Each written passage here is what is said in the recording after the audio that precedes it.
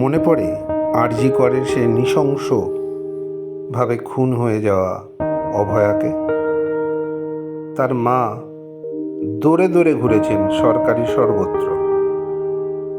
প্রতিটা দৌড়ে ঘুরে তিনি কিচ্ছু যখন পাননি, তিনি অগত্যা বিজেপিতে যোগদান করেছেন এবং তৃণমূলকে মূল সমেত বাংলা থেকে তাড়ানোর প্রতিজ্ঞা নিয়ে তিনি বিজেপিতে যোগ করেছেন। আসুন শুনুন তার কি কথা। যে বিজেপির প্রার্থী হয়ে আমি দাঁড়াতে চাই।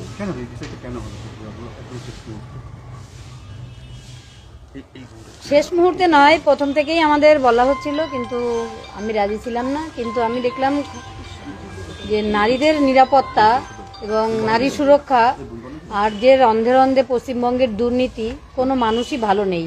তাই আমি এই তৃণমূলের পুরো মূলটাকেই উপড়ে ফেলার জন্য আমি বিজেপিতে যোগ দিয়েছি।